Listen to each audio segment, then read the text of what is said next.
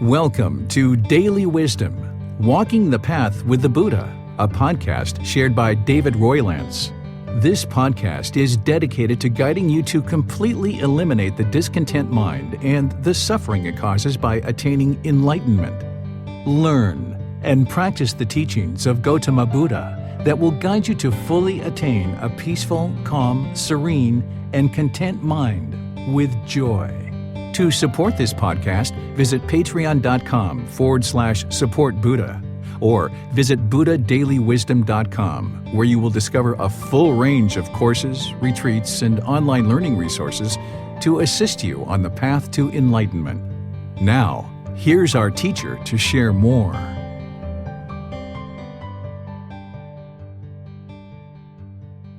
Sawadee Ka. Hello and welcome to Daily Wisdom, Walking the Path with the Buddha. Today is our Pali Canon in English study group, and we're in volume 10, chapters 41 through 46. We're going to be finishing up this book today, and next week we're going to be moving into volume 11, which is titled The Realms of Existence. So welcome to all of you, whether you're joining for the first time or you're joining regularly. We just have about 6 chapters that we're going to be studying today, where normally we'll study 10, but since we're finishing up this book, we're just going to finish it up to this 46th chapter. The way that we do this program is I invite students in Zoom to be able to volunteer to read a chapter, and then after someone reads it, I will share some teachings on that.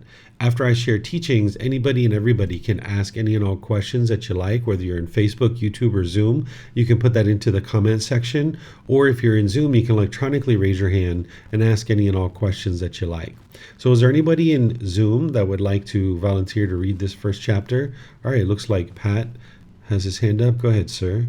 Wisdom, mindfulness, and name and form stopped by the stopping of consciousness.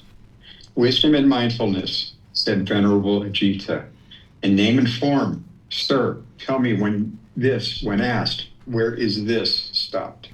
I shall answer this question which you have asked, Ajita. Where name and form is completely stopped, by the stopping of consciousness, there it is stopped. Thank you. Okay, thank you, Pat. So this particular chapter, a ordained practitioner who happens to be a female is asking the Buddha, where is it that name and form is stopped? And what she's basically asking is, where is it that the end of the cycle of rebirth occurs? Because what name and form is the physical body. She's asking, where is it that we no longer pick up this physical body? And the Buddha is saying, well, if there's no consciousness, then there's not going to be this name and form. That's where name and form is completely stopped, where consciousness is stopped. So if there's no spawning of a new consciousness, then that consciousness doesn't exist. So therefore, it's not going to pick up a new body, which is a name and form. And for anybody who understands dependent origination and have studied that, you know that consciousness then leads to the name and form. So sometimes what people might ask is, okay, well, if we need to end consciousness in order to end this cycle of rebirth, how do we end that? And that's where you go back to volitional formations, which are choices and decisions, and then you go back to ignorance or the unknowing of true reality, where you now cultivate wisdom. By cultivating wisdom and training your mind, eliminating craving and clinging, that's what's going to stop consciousness. Because the fuel that causes the consciousness to continue to exist over and over and over again, it is the craving and the clinging. The Buddha talks in other discourses where he shares that craving is the fuel that causes the consciousness to continue to exist over and over and over again. So if you get to the end of this life and there's still craving, desire, attachment in the mind, then that's the cause and condition that's going to lead to the very next consciousness. So you'd like to get to the point where you've trained the mind where you no longer have any cravings, desires, attachments, and you'll know that you're doing that because you'll see your discontentedness gradually diminishing. That in situations where you're once angry or frustrated, you'll be in those same situations and you won't have that anger and frustration because you've eliminated the cravings, desires, attachments. So an analogy that you can think of that helps you to understand how craving, desire, attachment leads to this continued consciousness is that if you had a fire that was burning with logs, these logs are the fuel. And as those logs are burning, they're sending off sparks, being carried by the wind. And now when that spark lands, it ignites a new fire. So this spark in this new fire, it isn't the same fire as before. It's a completely new fire. But there was a cause and condition that led to the starting of this new fire. The cause and condition was that the original fire or the previous fire had fuel. And as long as there's fuel, there's going to be sparks that come off of that. And now there's going to be a new fire. But if you get rid of the fuel, meaning if you get rid of the logs and there's no more logs that are put in this fire and they're all exhausted, now there's no sparks coming off of that fire. So therefore, there can't be any new fires from that particular fire. So that's why we refer to craving, anger, and ignorance as the three unwholesome roots, the three poisons, or the three fires, because these are the fires that are burning inside the mind that are sending off sparks. And now if there's craving, desire, attachment at the end of your life, where you're craving anything, that's going to be the cause and condition that's going to lead to the next consciousness, the continuation of this consciousness. So this is one of the reasons why you're so focused on eliminating craving, desire, attachment, because it's leading to the elimination of discontentedness. And having done so, it will then produce the elimination of the consciousness, and there won't be any further rebirths in the cycle of rebirth.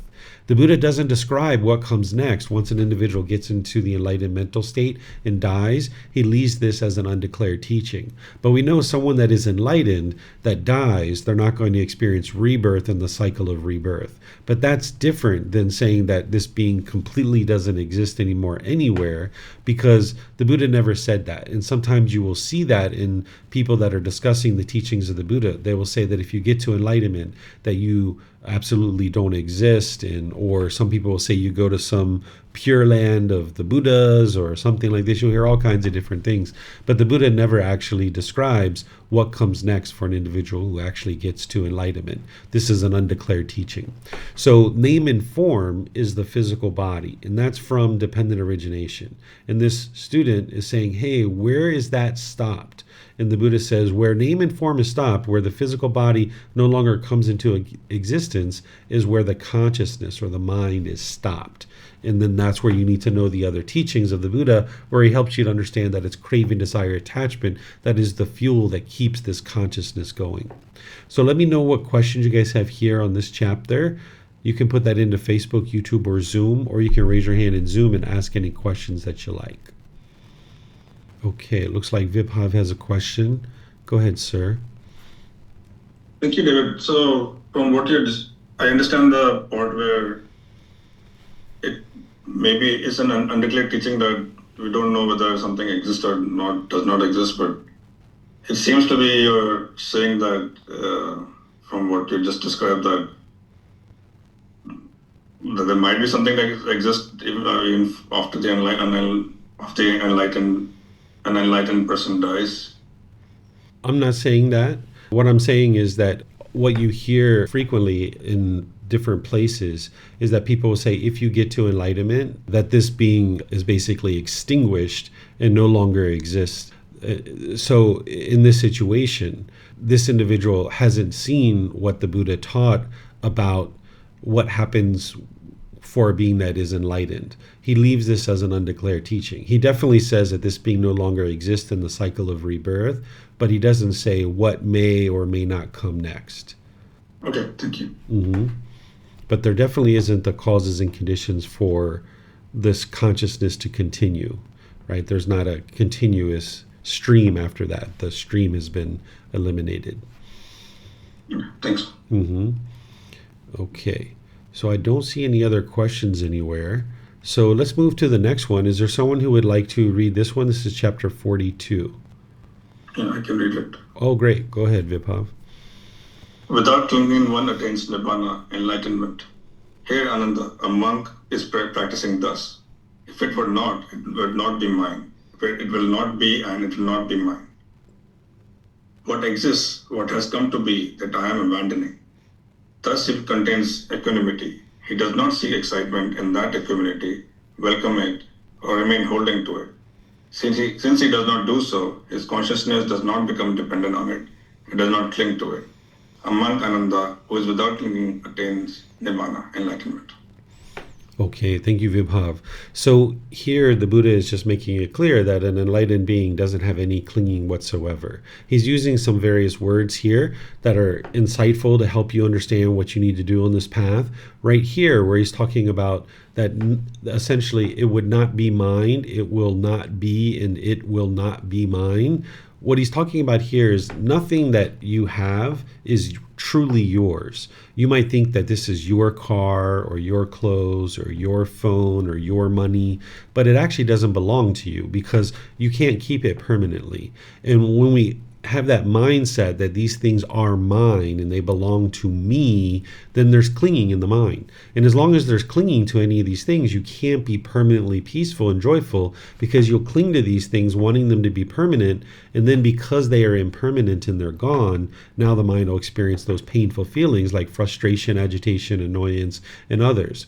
So you need to get to the point where you understand that essentially all these things that you have in your life, you're essentially a caretaker. You're like a tenant that you're just kind of renting these things in the way that you can really think about it. Because if you cling to any of the things that you have, whether it's relationships or your job or your material possessions or even your thoughts or ideas, even here the Buddha talks about clinging to equanimity would cause the mind to not experience enlightenment, essentially, is what he's saying.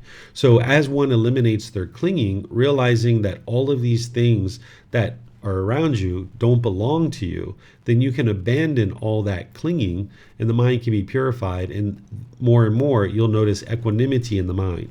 The equanimity is the calmness and composure, the evenness of temper, even in difficult situations. So when this equanimity is starting to come into the mind, because it's going to start peering through the mind when you are experiencing the jhanas, those preliminary phases that the mind's experiencing before it gets to the first stage of enlightenment, you'll have a significant amount of equanimity at that point. Your mind will be composed and steady and stable. And this is something very different than what you've experienced in the past. Where in the past, if you got a phone call that your mom was in a terrible car accident and was being rushed to the hospital in the back of an ambulance, you might have been really shaken up by that. But now when these kinds of things are happening, your mind's going to be quite stable and quite steady. And it's probably going to feel a bit odd for you at first because you're used to associating that shaken up feeling that you experience with mom was hurt with your love. You might think that that's because of the love. And if your mind thinks that way, then when you're stable and steady, you might think that somehow the love is gone. But this isn't true. What's eliminating and what's diminishing is your attachment to mom, and you understand she is impermanent. So in a situation where mom dies or mom's sick or other people in your life and your mind is quite calm and quite steady and peaceful, you can see that of course you love this person, meaning you have a genuine interest in seeing them be well, but your mind just isn't shaken up with the day-to-day things that they're encountering because you understand that they are impermanent. So as you eliminate clinging to all things, you're going to notice more and more equanimity, this steadiness and stableness, this calmness and composure coming into the mind. So the Buddha is saying that you don't seek excitement in this equanimity, meaning clinging to it, because as you're making your way to enlightenment, there's these certain qualities that are going to start peering through the mind, and they're not yet permanent. They're either on or they're off. So you can go through a couple of days or a couple of weeks, even a couple of months, where you're having things like peacefulness, equanimity, joy. You can notice tranquility in the mind, all these different qualities, and they'll be on. They didn't arise and they're not changing. It's just that they're on all the time from the moment you wake up until you're going to sleep. But then at some point, one of your cravings are going to get triggered, and that equanimity or that peacefulness and the joy is going to be gone. It's not going to slowly fade away. It's just going to gone in an instant, right? So if you cling to any of these wholesome qualities, these qualities of mind that are starting to peer through, that are part of the enlightened mind as you're getting these glimpses, if you cling to any of them, or as the Buddha's saying here, welcome it or remain holding to it, then when it's gone, you're going to feel painful feelings because you're clinging to the qualities of the enlightened mind. So you need to get to the point where when this equanimity is coming up, when this peacefulness, when this joy is coming up, it's kind of like you have a little smile on your face. It's like, yeah, I see you there. I see that equanimity. I see what's happening there. But you don't, have this excitement. You don't remain holding on to this because you're going to see various qualities starting to shine through more and more. So since he does not do so, meaning he does not cling to these qualities, his consciousness does not become dependent on it, and he does not cling to it. You're not interested in being dependent on anything whatsoever. Dependent is just another word for craving and clinging and attachment. That's all that word means, is that if you were dependent on somebody, that means that you can't go forward in life without this thing or without this person, right? So you would like to get to the point where you have people in your life, you have material possessions in your life, you have a certain amount of wealth or income or material possessions, but you're not dependent on these things, that you could sustain your life without these things. That, of course, not all of them are going to be gone at the same time, but if you have a certain phone and now you have this mobile phone, if you're dependent on it, it's like, oh my goodness, I can't conduct life without this phone. And now you're all shaken up when it's gone. So you would like to not have that dependency. And one of the things you can do is you can back up your contacts, you can back up your scheduling information. So, hey, if something happens to your phone, because someday it will, because it is impermanent, now you've got a backup copy of it, right? Your mind can reside peaceful and joyful because you know that you have your bases covered, right? But even if your phone died and your computer crashed where your backup was, your mind's still not shaken up by that either, that your mind can still be calm and peaceful. So the Buddha is saying, okay, one who doesn't cling, who is without clinging, this individual has attained nibbana. And you'll know this because your mind's becoming more and more peaceful for elongated periods of time. You'll notice 1 year, 2 years, 3 years, your mind doesn't have any anger, sadness, frustration, no discontent feelings whatsoever. It's just completely steady and stable and calm. And you notice that there's joy and cheerfulness and gladness. You can enjoy all aspects of life. You're living the ideal life by the time you get to enlightenment. And you're just enjoying every aspect of life. You're having fun with everything, and you don't have any even slightest dislike towards other people. So let me know what questions you guys have here on this chapter. You can put that into Facebook, YouTube, or in Zoom. Okay, I don't see any questions anywhere. So it looks like Vibhav, maybe you have a question? Go ahead, sir. Yeah, I was just thinking about the equanimity part of it. Like when you say that, like in the fourth jhana, it says that equanimity is well established, and you won't get shaken up by extreme events. It's not sometimes quite clear, like what level of equanimity you will have, because it seems to me that because you still have craving, and even in the first stage of enlightenment, the essential desires and other things. It seems to me that there still be some craving that will occur and that will still shake up your mind. So when we say that there's equanimity is well established and you're peaceful and you're not shaken up by external events, like what level of equanimity are we talking about here? Yeah, so that all the qualities of enlightenment are not yet permanent until the mind is actually enlightened, when it's in that fourth stage of enlightenment.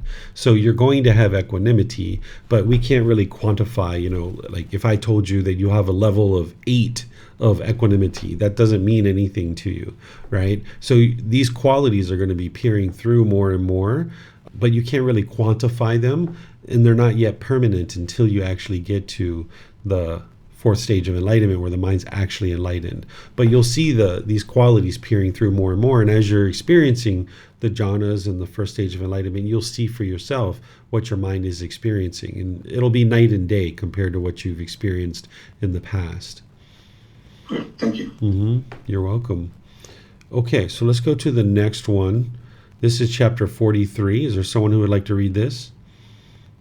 Okay, Yihang. All right, ma'am. Thank you, Teacher David. By not clinging, they are freed. Clinging, they look upon with fear, for it produces birth and death. And by not clinging, they are freed. In the destruction of birth and death, they reside in joy, for they are safe. And reach Nibbana, enlightenment, here and now. They are beyond all fear and hate. they have escaped all discontentedness. Thank you. All right. Thank you, Yihang. So this is just another short discourse where the Buddha is saying, okay, clinging they look upon with fear. What he's essentially saying here is that someone who understands the path to enlightenment and they understand what craving and clinging does to the mind, that you essentially despise craving and clinging. You're disinterested in craving and clinging whatsoever. That the mind just is turning away from it because you see what it does to your mind, you see what it does to your relationships, you see what it does to your moral conduct, and you're just disinterested in it whatsoever. That's what he's saying here. And he understands that by the time an individual understands that they understand that this clinging produces birth and death, that you're going to keep coming back over and over and over and over and over again. And this is one of the reasons why you're disinterested in this. And this is something that you would have independently verified to be able to get to this point in time. And then by not clinging, an individual is freed from the mind being bound up and having all these discontent feelings. Because when your mind is clinging, your mind's not free. It's just a matter of time before something you're clinging to is no longer available because of impermanence, or it breaks, or you misplace it, or what have you, and now your mind's shaken up. But when you eliminate that clinging, now your mind is free, that it's not shaken up at all. And then the Buddha is saying here, in the destruction of birth and death, they reside in joy, for they are safe. So when you eliminate the craving and clinging and the mind is free, you will know not only is the mind enlightened because it's been 1 year, 2 years, 3 years since you've experienced any discontentedness, but you'll also know that you're not going to be coming back into the world again because you will have already by that time independently verified dependent origination and all these other teachings. Your mind in the enlightened mental state will reside in that joy, and it'll be completely safe. It'll be completely protected. It doesn't matter what's going on around you, that your mind's going to always be peaceful and glad and cheerful, bright and uplifted. And of course, the Buddha ends this part of it with saying, and reach nibbana or enlightenment here and now, because the mind is eliminated craving and clinging. And now, having gotten to enlightenment, this individual is beyond all fear and hate. There's no discontentedness in the mind whatsoever, and there's no hatred. Oftentimes people think that hatred is coming from other people, or like if you like somebody or you dislike somebody, oftentimes people think this is coming from the other person. But you need to be able to see that it's your own mind that's producing this. There are certain wants and expectations, essentially certain clinging that the mind has, and if people meet your wants and expectations and what you're clinging to, then you'll like them. But if they don't meet your expectations of what you want, you'll hate them, or you'll despise them, or you will dislike them. And this is coming from your own mind. By the time you eliminate all of that and you understand impermanence, that everybody is different, everybody is unique because of the universal truth of impermanence, and that's what makes the world wonderful, then you get to the point where, yeah, people might do things that you disagree with, but you don't hate them. You don't need to hate them because the hate isn't helping anything whatsoever. It's just getting in your way of having joy and peace all day long. So by the time you eliminate all your clinging, not only is there no more fear, but there's no more hatred or any of the other lesser versions, like even the slightest dislike. And that's where the Buddha sums this up with saying, okay, this individual has escaped all discontentedness.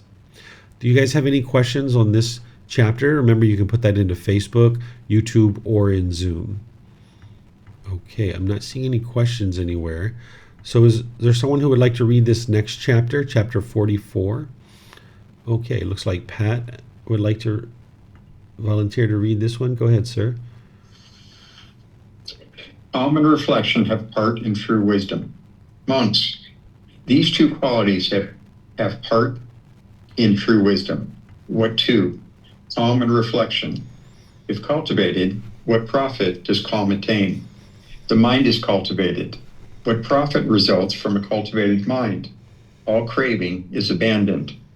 Monks, if reflection is cultivated, what profit does it attain? Wisdom is cultivated. If wisdom is cultivated, what profit does it attain? All ignorance is abandoned. A mind defiled by craving is not liberated, and wisdom defiled by ignorance, unknowing of true reality, is not developed. Thus, monks, through the fading away of craving, there is liberation of mind. And through the fading away of ignorance, unknowing of true reality, there is liberation by wisdom.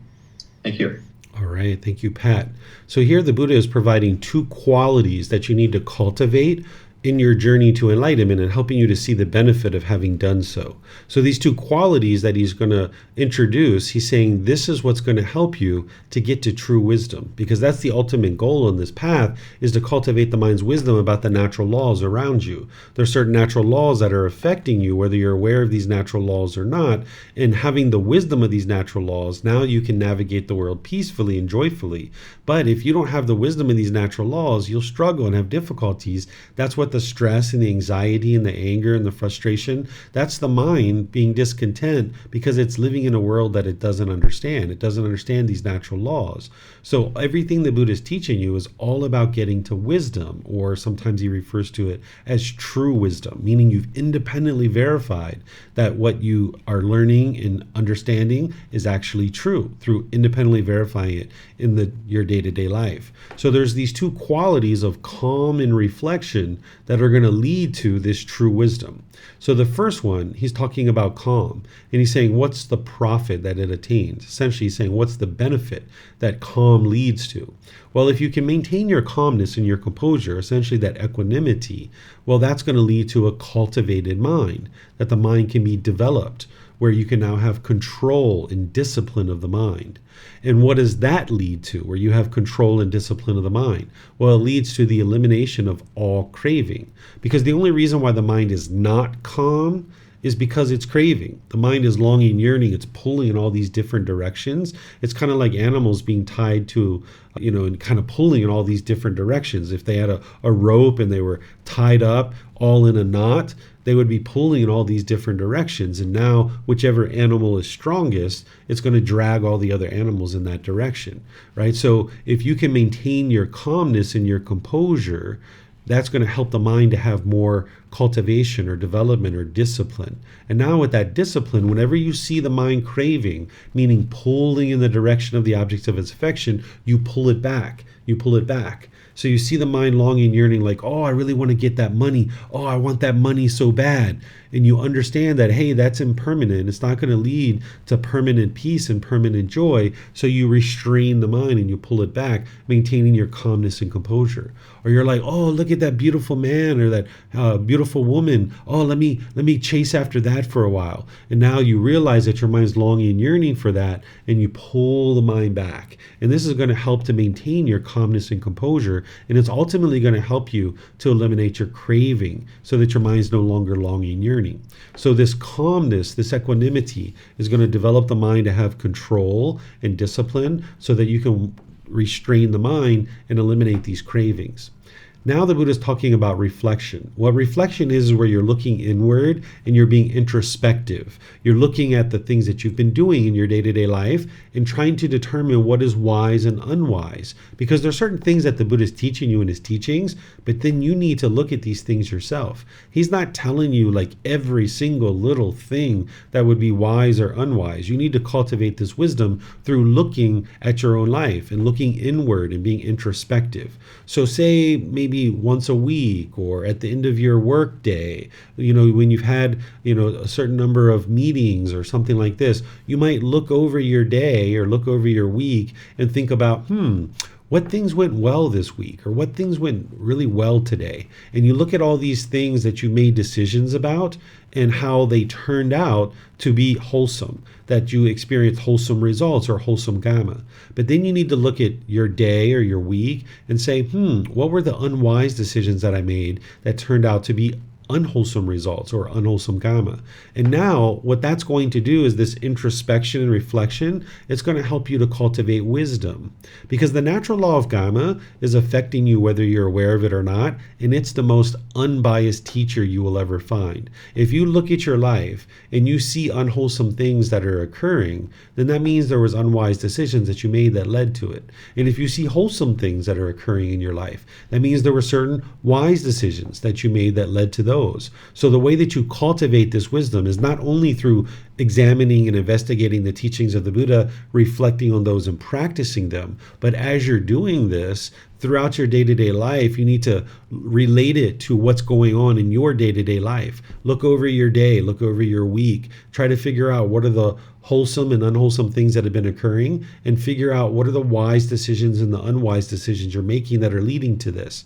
And if you can't figure that out, that's where you have a teacher to come ask for help. And you share with us the things that you're experiencing, and we will help you to figure out what are the decisions that you're making, either wisely or unwisely. Because those wise decisions, you would like to continue making those so that you can continue to experience more and more wholesome dhamma or wholesome results. But those unwise decisions, you're interested in extinguishing those and eliminating those. Because by cultivating this wisdom, what the Buddha is now saying is, well, what's the benefit of doing that by cultivating wisdom? Well, it's going to eliminate this ignorance or this unknowing of true reality. In order to get to enlightenment, you're going to need to make wise decisions for a consistent long-term period. We're talking about years, right? It's going to take you multiple months, maybe even a year or two, maybe even longer, to get up and running on the Eightfold Path, to be able to deeply understand the Eightfold Path, commit it to your mind, memorize it, and then actually be practicing it and tweaking it and getting it better and better. So as you get up and running on the Eightfold Path, then you're going to need to live your life that way for multiple years. So the wisdom that you're cultivating is you're cultivating the wisdom initially of the Eightfold Path and getting your mind up to that point so that your practice is such that you're practicing all those factors of the Eightfold Path. And now getting up and running on the Eightfold Path, doing that for multiple years, as all this unwholesome karma is coming back to you from old decisions that you've made in the past, now you extinguish that through making wise decisions. But you need to be able to look at your day-to-day life. You need to be able to look at what you're experiencing and figure out what are the wise and unwise decisions that you're making that are leading to it. Because when you abandon and eliminate ignorance, now more and more the mind's becoming wise, and you're making wiser and wiser and wiser choices, which are leading to more and more wholesome outcomes. It's kind of like if you were walking down the beach and you were kicking up sand and the wind kept blowing it back in your face. You'd be like, what's going on here? Why is this sand keep blowing back in my face? Oh, I'm kicking up the sand, so it's blowing back in my face. Let me stop doing that, right? So now you've got wisdom. As a kid, we didn't know that, so maybe we walked down the beach and we were kicking up sand. But now as an adult, we've learned, that's unwise. We should walk kind of slowly and steadily through the beach in the sand, so we're not kicking up sand on us, but we're not kicking up sand on other people as well. Right? So this is what you need to do with all aspects of your life, not just walking down the beach with sand, but any particular thing that is occurring in your life. You'd like to look at the wholesome results, the unwholesome results, and figure out what are the wise and unwise decisions that are leading to that. And that's what's going to lead to this wisdom. And that's going to lead to the elimination of ignorance. So the calm mind leads to the control and the development, and then that's going to help you to eliminate the craving, because now you can restrain the mind. Doing the reflection where you're being introspective and inward looking, that's going to help you cultivate the wisdom to know what's wise and unwise, and now that's going to lead to the elimination of ignorance. And this is what will lead to your enlightenment, along with all the other things that you need to be able to learn and practice. So let me know what questions you guys have here on this chapter. All right, I'm not seeing any questions anywhere. So now we'll go to chapter 45. Is there someone who would like to read this? Okay, it looks like Yihang, interested to read. Thank you, Teacher David. Mm-hmm. Sorry, just 1 second. The motivation. Monks, an effort should be made to understand this is discontentedness. This is the cause of discontentedness. This is the elimination of discontentedness. This is the way leading to the elimination of discontentedness. Thus, monks, I have taught you the destination and the path leading to the destination. Whatever should be done, monks, by a compassionate teacher out of compassion for his disciples, aspiring for their welfare, that I have done for you. These are the feet of trees, monks. These are empty huts. Meditate, monks, do not be complacent, lest you regret it later. This is my instruction to you. Why is that? Because he is out of the evil one's range. Thank you. All right, thank you, ma'am. So here, this first paragraph, this first statement that the Buddha is making, is he's saying that you should make this effort to understand the Four Noble Truths. That's where you can have the breakthrough to understanding the problem, the cause of the problem, the elimination of it, and the path forward. That's the very beginning of the path to enlightenment.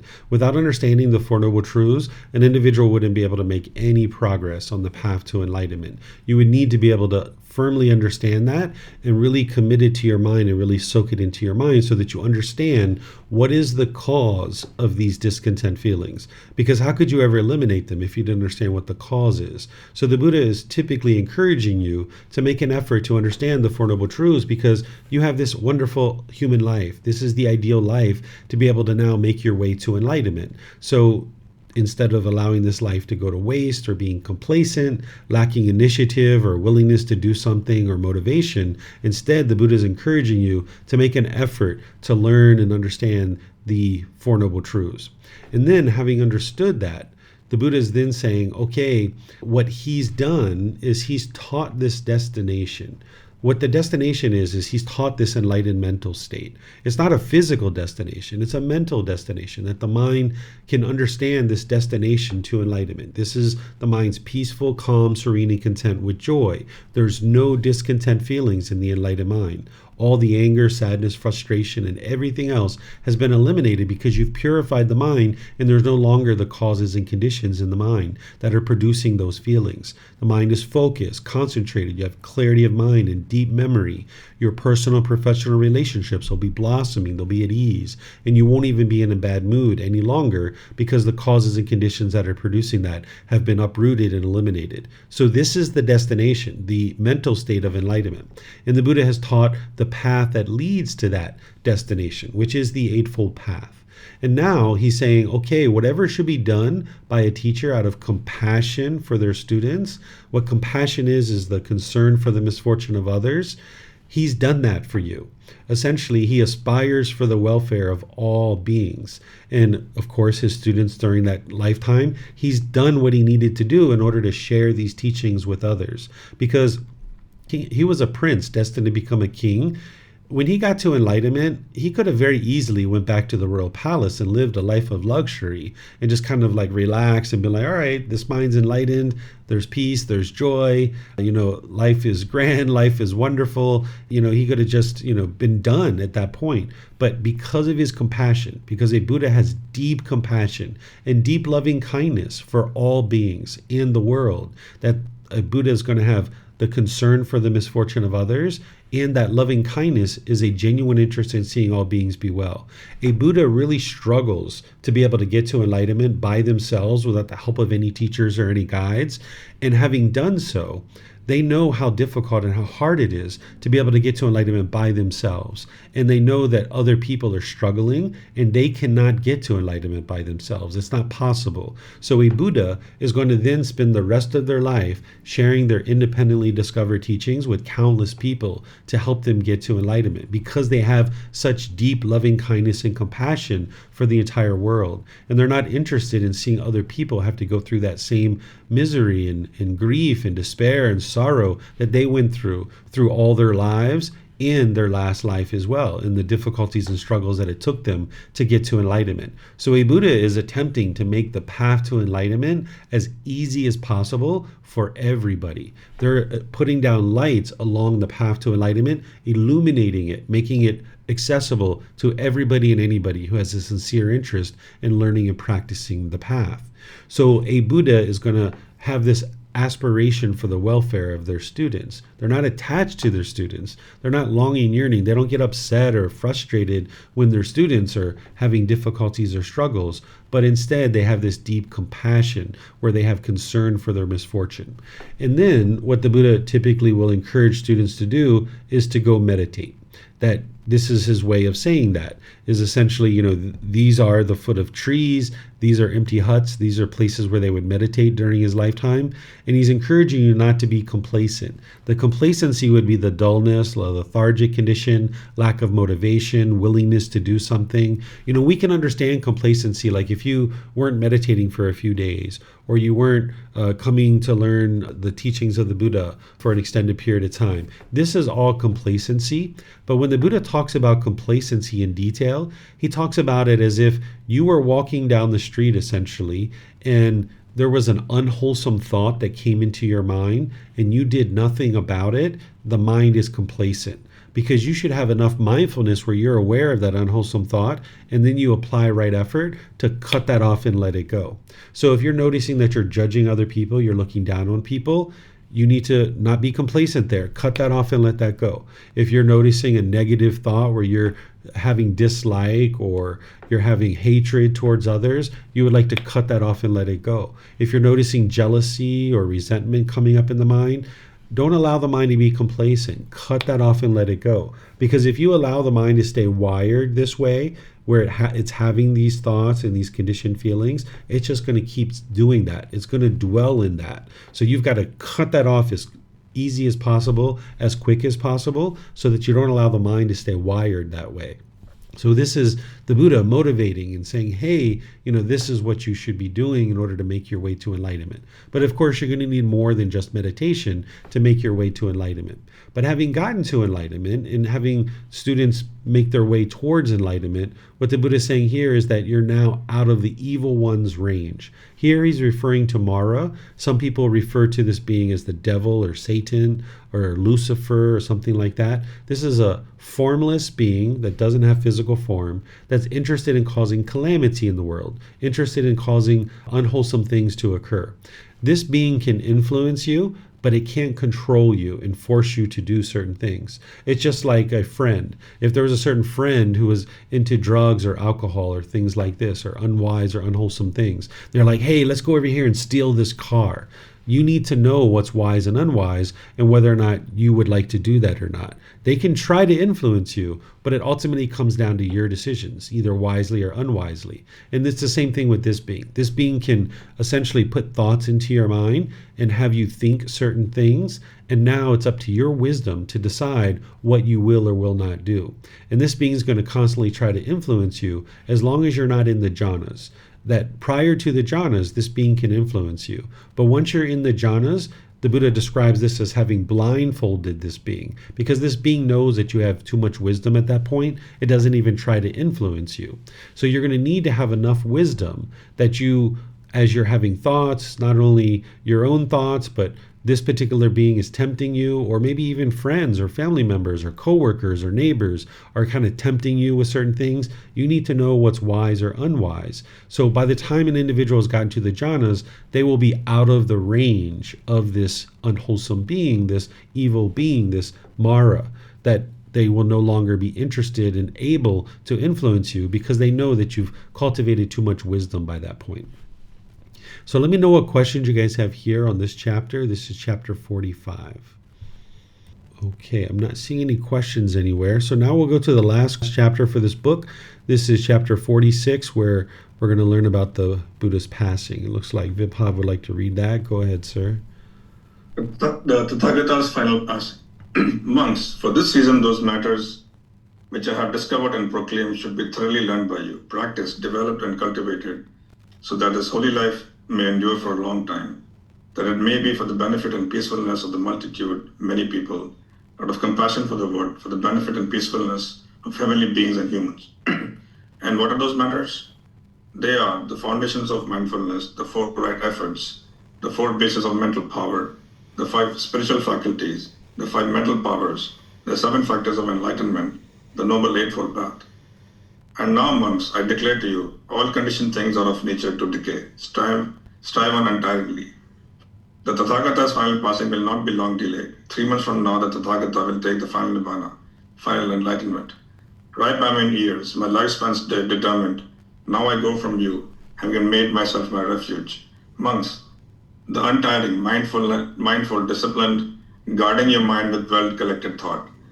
He who tirelessly keeps to the guidance and teachings, leaving the birth behind, will put an end to sorrow and despair. Thank you. Okay, thank you, Vibhav. So this is a discourse that the Buddha is teaching 3 months prior to his death.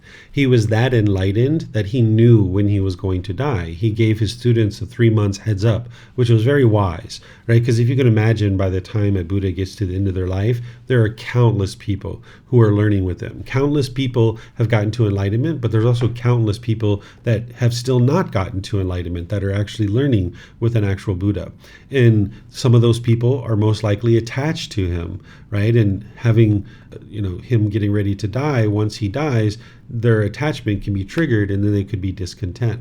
But also, if he just died spontaneously, maybe they had lingering questions that they weren't able to get answered. So the Buddha wisely informed people 3 months before that he was actually going to be dying.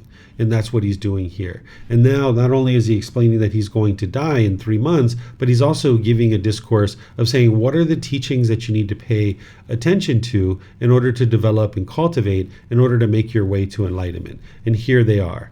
These are like the core central teachings that the Buddha shares. And these are things that I've shared with you guys as well. There's the 4 foundations of mindfulness. There's the 4 right efforts, the 4 bases of mental power, the 5 spiritual faculties, the 5 mental powers, the 7 factors of enlightenment, and the Noble Eightfold Path. The Noble Eightfold Path is where people will start. And inside the Noble Eightfold Path, you have the 4 foundations of mindfulness and the 4 right efforts, right? These 4 bases of mental power, the 5 spiritual faculties and the 5 mental powers, these are things that you also learn. There's a place in the book series where I call these out. I can't remember if I put it down here or not. I probably did, where I explained what these are. But these are things that you're going to actually be learning along the way, that you will have learned by the time you've gotten to this 10th book. But it's not something that you need to learn in this way. Like, you very rarely do we refer to them in this way, but they're things like concentration and equanimity. They're things like this that you've already learned, but we just very rarely refer to them in this particular way. And then you're also going to need to know the 7 factors of enlightenment. These aren't to determine whether you are enlightened or aren't enlightened. These are actually tools to fine-tune the mind, to bring it from a dull, lethargic, and sluggish state to the middle, and to bring it from an excited, overactive state to the middle. Because as long as you allow the mind to dwell on either side, either dull and lethargic or excited and overactive, the mind's going to keep firing that way. So when you notice that your mind is in those conditions, there's actually teachings that will help you to bring the mind to the middle. And now, being in the middle for longer periods of time, the mind will just stay there. And it's the Noble Eightfold Path, which is the foundation for all of this stuff. And that's why, starting tomorrow in the group learning program, I'm going to be doing 3-part series over the next 3 Sundays to deeply penetrate into the Eightfold Path, where I'm going to break it down into each of the 3 sections, and I'm going to spend an entire class session on each individual section. So if you need a refresher on that, or if you've never learned that with me, the next 3 Sundays would be ideal for you to be able to learn. And if you can't attend live, there's the recordings, of course. And if you don't have this committed to your memory yet, you're going to need to do that. One of the things that students will oftentimes do when they first start learning is they will work on studying it and committing it to memory, and then they'll reach out to me and they'll kind of check and confirm that they understand it by almost kind of teaching it to me and kind of walking through as if they're teaching it to me, and then I can help them to be able to see where they're not necessarily understanding certain things. So these are like the core central teachings that the Buddha is sharing that need to be developed. Then here he's talking about how it's important for you to strive on untiringly, because there's a certain struggle in getting to enlightenment. Sometimes when we talk about this peaceful and joyful mental state and getting to it, sometimes people think it's maybe like rose flowers and, rainbows and, like clouds and, this journey like that, where, sometimes when you're doing that deep reflection and you're looking inward and your ego's in there trying to pull you in a certain direction, and one of your cravings have been triggered and you're all hateful and angry, it can be really challenging on this path. You could start judging other people. I've seen students even study for 2 or 3 years where they're deeply into the teachings, and all of a sudden their conceit starts to arise, and they think that they know more than the teacher. And now they're pushing the teacher away. This is why the Buddha teaches to reside as a newly arrived bride, where you always have this respect and gratitude towards the teacher, because oftentimes students can study for 2 or 3 years, start getting peacefulness, starting to get concentration, starting to get joy, and they're starting to experience those heightened qualities from the teachings of a particular teacher, but now their conceit is in there thinking that they know more than the teacher. And next thing you know, they're going out and doing all kinds of unwise things. So you need to strive on with dedication, determination, and diligence, and continue to learn and grow and develop, remaining humble and dedicated to this path, and understanding that there are going to be struggles along the way. But in those struggles, that's where you're cultivating the most wisdom. That's where you're doing the most work. That's where you have the opportunity to make the most improvement and the most progress, because the only reason why you're struggling is because of lack of wisdom. So whatever that struggle is, work through that struggle, cultivate the wisdom, overcome it, so that the next time you're in that same situation, it won't be a struggle anymore. Right? So you would like to maintain your dedication and your diligence, strive on untiringly, right? And of course, the Buddha here is talking about the universal truth of impermanence, because that's the very first teaching that one needs to know. And then further, he goes on and he talks about, his body essentially. I can't remember if he's talking about his body here. I don't see it actually. He's just saying he's ripe in years, his lifespan is determined, and so forth and so on. Here's an interesting line where he says, guard your minds with well-collected thought. Right? You're not interested in your mind just rambling and going all over the place. You'd like to have careful attention to any decisions that you're making, because you need to be able to understand the natural law of karma so well that you know that any decision that you make is going to produce a certain result, either wholesome or unwholesome. So you would like to have this well-collected thought with every decision that you're making. Let me know what questions you guys have here on this chapter. This is the last one for Volume 10, Chapter 46, the Tathagata's Final Passing. Okay, looks like Yihang has a question. Go ahead, ma'am. Thank you, Teacher David. I feel like from the academic article you attached down there talking about the Tathagata's situation when, like how he died, it looks like the Buddha was a bit unexpected about that situation. But then you talk about he was wisely to inform people 3 months ahead of his death. Then that sounds more to me like he is aware of the death. How would this work? I was a bit confused. Yeah, he was aware of his death 3 months in advance. But when he actually got to the point where his death was coming, it was pretty rapid. Basically, his body shut down, and it happened in a matter of hours that he went from being fine to actually dying. So there was a lot of activity going on around that time, because they were trying to save his life, and they were trying to help him be comfortable as best as he could, as best as they could in his death in terms of physical comfort. His mind would have been just fine, but I'm sorry, somebody said I'm muted. Thank you. Oh, yes. Thank you, Robert. Thank you. Let me start over.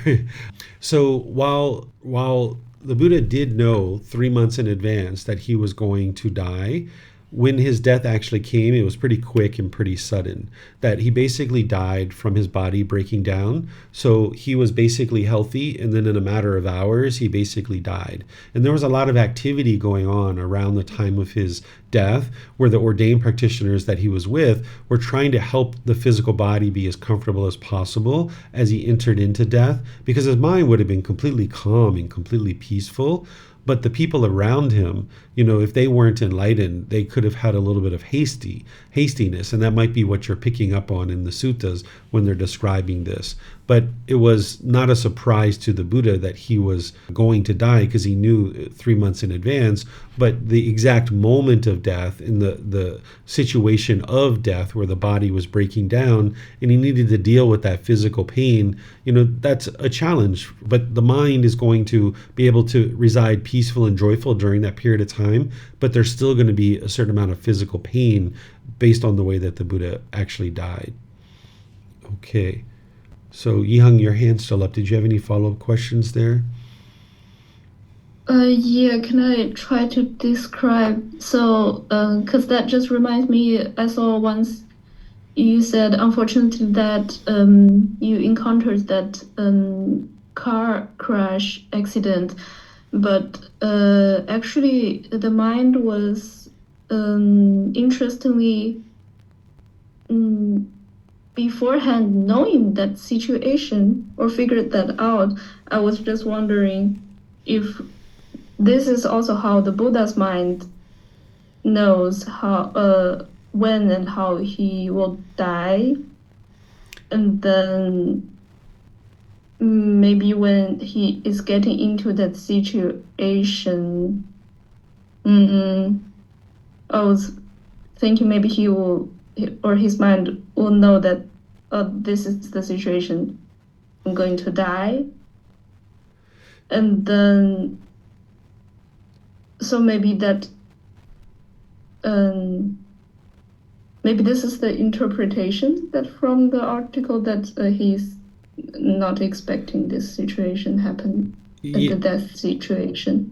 Yeah, I'm not sure what you're picking up on, that you think that the Buddha didn't expect that he was going to die or know that he was going to die. I'm not quite sure where you're thinking that. And if it's the words of the author, that's the author speaking. But Okay. I haven't seen anywhere where the Buddha was surprised by his death. Okay. Yeah, could be the interpretation from the author. Yeah. Mm-hmm. Yeah. Thank you. Mm-hmm. And we have a question coming in on Facebook from Mayu Lee. It says, "Teacher, I understand I have some craving for my boys to eat healthy food. When I see my boys eating unhealthy food, this mind experiences slight discontentedness. When this mind notices sensation through the 4 foundations of mindfulness, it would cut it off and reflect on impermanence and let it go. Also, I do what I can at home to supply and cook healthy food for them. Know that they will not always eat it. Any recommendations?" Yeah, you're doing the wise things. If you're able to have conversations with your boys and help them to understand wise decision making, that will help them to be able to eat healthier food. But them eating healthier food isn't actually going to solve your problem, right? If they ate healthy food every single day, which they're not going to do, that's still not going to solve your problem, because the problem is that the mind's craving for them to eat unhealthy food.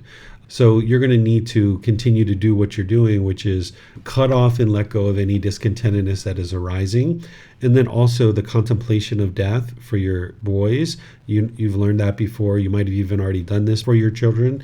You're going to need to do that multiple times until your mind lets go. So that's what's going to help your mind to get to the peace and joy, is eliminating the craving, desire, attachment, doing the death contemplation, cutting off and letting go anytime discontentedness is arising. But then, as a caring, concerned mom who doesn't have craving, desire, attachment, you can provide your boys with healthy food and have discussions with them to understand, wise decisions around eating healthy food. But these are 2 separate things. And it's oftentimes wise to eliminate the craving, desire, attachment first, so that way your mind can eliminate that before you start talking to them in depth about healthy food. Because if you still have craving, desire, attachment in your mind, and you start talking to them about healthy food, that craving is going to come through. And now they're going to feel like they're being pushed and forced. And now they're going to actually turn away from it. They're going to dig their feet in, and you'll actually be less successful at helping them eat healthy, because your moral conduct is based in craving. So the more you just cut off and let go, put the healthy food out, cut off and let go, do the death contemplation, more and more, when you see that even when they're eating unhealthy food, your mind can maintain its peacefulness and joy, and you've noticed that for multiple weeks and months, that's when you might decide to start having conversations with them in a very calm and peaceful way, as a loving and caring mom providing them guidance. Okay, I don't see any other questions anywhere. All right, so I'm just going to end class here by thanking all of you guys for joining. I appreciate that you're interested in learning and practicing the teachings of the Buddha. Thank you to everybody who's reading. Thank you for your questions. Thank you for everybody who's attended and just being interested to learn and practice these teachings. Next week, we're going to be moving into a new book, which is Volume 11, The Realms of Existence. The first several chapters are along the lines of what we've been studying so far in the group learning program, but eventually we're going to get into chapters that are about hell and afflicted spirits and the heavenly realm and all these other realms too. So it's pretty deep teachings. It's pretty interesting. It's a very thick book. It's probably the thickest book in the entire book series. It's about 150 chapters or so.